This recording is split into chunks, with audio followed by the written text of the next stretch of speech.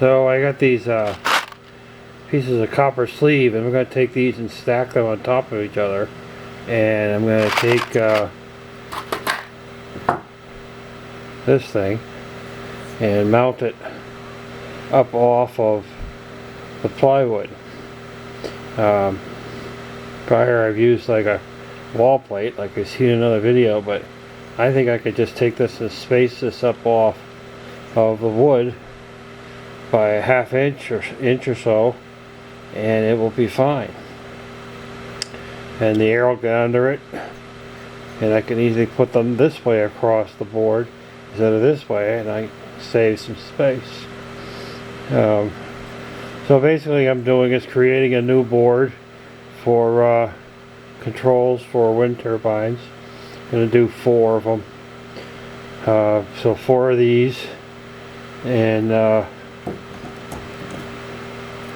I got these here, Home Depot. I can get 2 of these so that I can get 12 terminals, 3 sets of 12.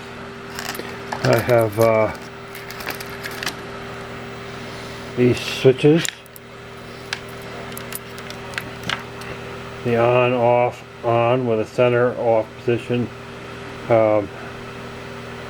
which is no connection. You can see I took a piece of copper and grounded one side, that's the brake, and then the other side I have is going to go to the rectifier, and the ones in the middle of course are going to be the ones that come down from the turbine. So turbine or brake, rectifier, brake, turbine in the middle.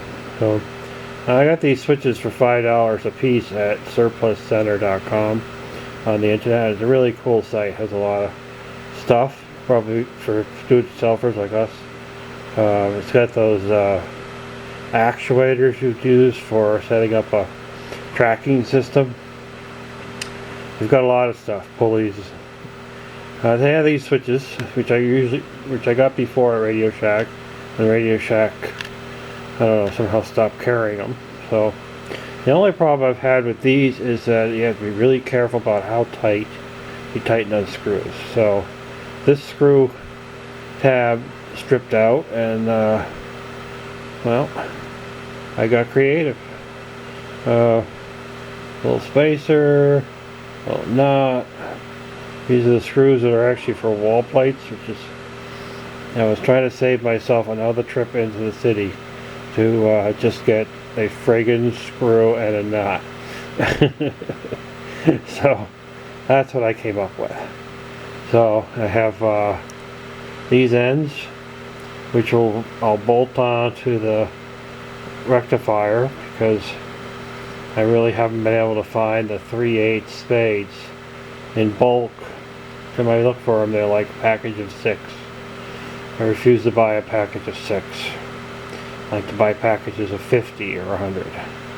So I'm going to bolt these onto the rectifier, and so I have a box, 4-gang box, that I've yanked out all these things. I'm starting to realize that a Dremel tool would really come in handy for some of my little projects. So I'm just showing you pieces for right now, because once this is closed up, you're not going to see what's inside. And the other thing I got was these wall plates. These are, you could choose your configuration. So you can snap these apart. So I got blanks, and I had to figure out where this other hole goes, because it's these screws, they give you as a bracket for the screws in these wall plates. For some other ones, this top one would go into the box. If I'd done one with a switch, and with the rectangle for the switch, and then use some fenders, washers, that might have worked too. The other thing good about drilling into these, though, is that they're fairly indestructible. So I've cracked a lot of plates, even though you go tiny and then you work your way up till you get to this ½ inch. These are really durable, so they're a little easier to you know, cut out and do what you want to do. So these are going to go on top. The wires will be coming out of the box on one side for the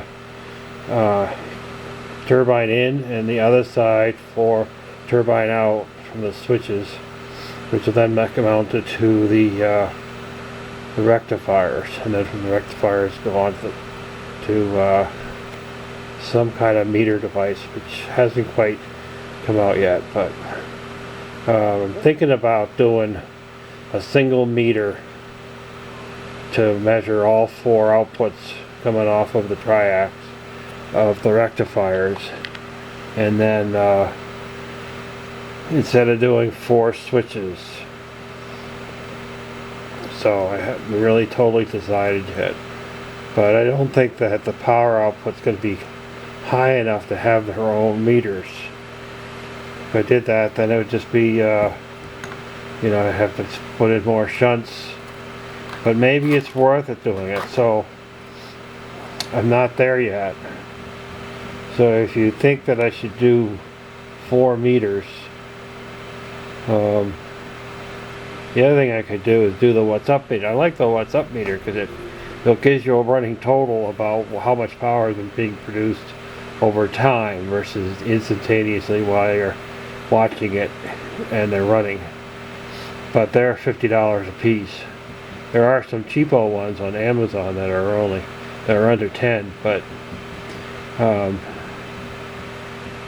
you know how cheapo versus the real ones. Yeah, cheapo, real ones, cheapo, real ones. You know, you don't want to put something in there that's going to blow out. So, I don't know, I'm a little on the fence there with that part, but moving along on this little project. It's just something to do when it's really cold outside and I can watch TV and work in my little living area. And so ta-ta for now, YouTubers. Stay warm.